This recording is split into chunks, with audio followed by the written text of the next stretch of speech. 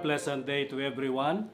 Allow me to take this opportunity to invite you to join me in looking into the life of the Blessed Mother with the purpose of learning from her examples how to live life more faithfully and more meaningfully. The basis of our reflection would be the Gospel according to St. John, chapter 2, verses 1 to 11.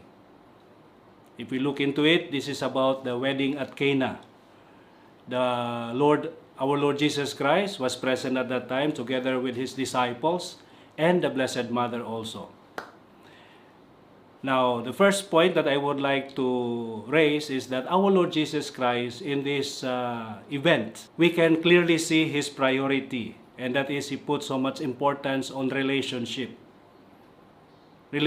among friends and family members. That's why, despite the fact that he was quite busy doing other things, he spent time with friends. And wedding is a very important event because this is the union between people, the husband and the wife. But not only the lives of these two people, but also their families and friends. So that's how important wedding is. So the first invitation, therefore, is to imitate our Lord Jesus Christ by putting so much investment on human relationships, especially our bond with family and friends. The question now is how? How can we strengthen the bond among each other? Then we can learn from the example of the Blessed Mother. Because the Blessed Mother was not only present there and only to participate or to attend and to enjoy the food being offered, but she was there to really actively be of help to the couple. And this is one characteristic of the Blessed Mother. She is always ready to help. In fact, when invited by the Father to be the mother of the Son of God, the Blessed Mother said yes because she was ready to serve. She said that I am the servant of the Lord. Let it be done unto me according to your word. So this is the disposition of the Blessed Mother, always to be at the service of other people. And of course, at the service of God. And in this case, she once again showed her disposition to be always at the service of others. That's why at that particular wedding, she was the one who noticed the wine has run out. And wine in a wedding is very meaningful. The purpose is not for people to get drunk, but simply to enjoy each other's presence. And in fact, I heard that the wine served actually at wedding is not pure wine, but it is mixed with water. So that the emphasis is not on getting drunk, but simply to liven a little bit the spirit and the disposition of people to be more open to one another. Now, if the wine ran out at the wedding, it's a big disaster and a source of humiliation for the couple. And the Blessed Mother, sensitive to this fact, did not simply say, wow, it's a pity, and try to pity the couple. No, she did something, and that something is the second step, and that is to bring this to the attention of our Lord Jesus Christ. So when encountered with problems, with difficulties in life, one thing that we can do is to bring this to God. Now, our Lord Jesus Christ, upon learning it, he said, well, what is it to me and to you? My time has not yet come. Now, this is where we can see also the faith and the knowledge of the Blessed Mother about her son. Because at that time, she must have only smiled. Then, after getting this to the attention of our Lord Jesus Christ, she now focused her attention to the servants around and instructed them to do whatever her son tells them.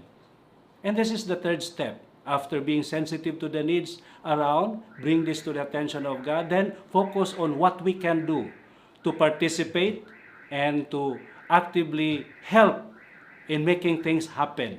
And of course, we know what happened. The servants, at the instruction of our Lord Jesus Christ, filled the jars, 6 jars full of water, and then the water turned into wine. So miracle happened because of these 3 things. Somebody noticed the need, brought it to the Lord, and then of course, people help in making things happen.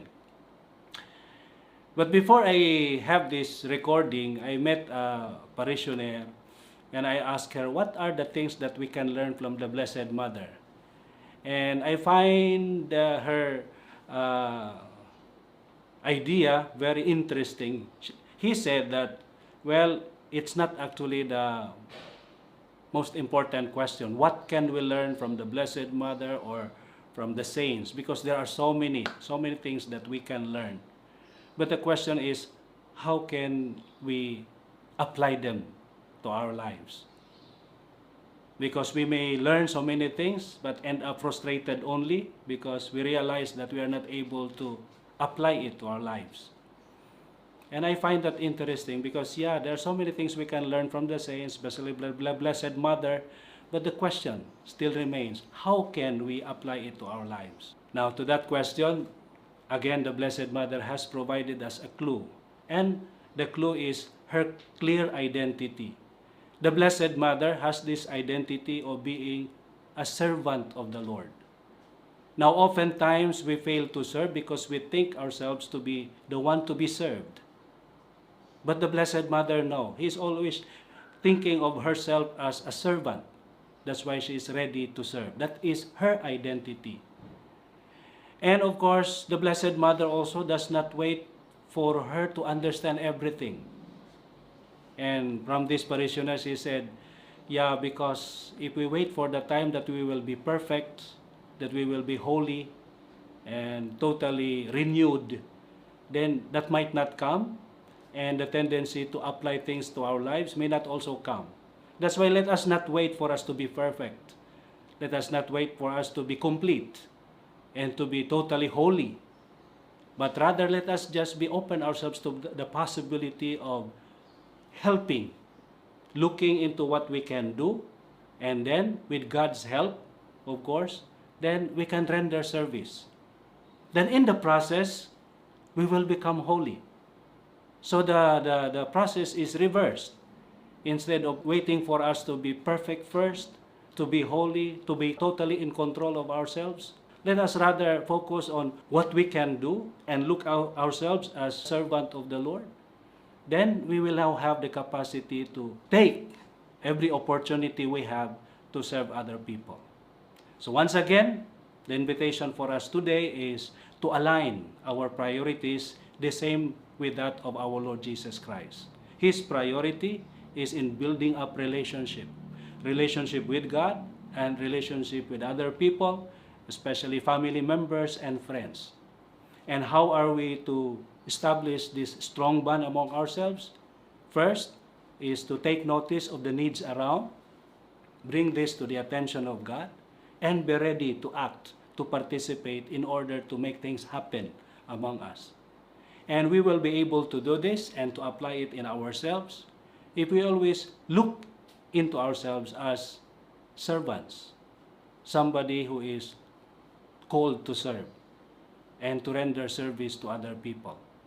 And in terms of capacity, surely we have our own respective capacities. But let us not also rely on our own capacities.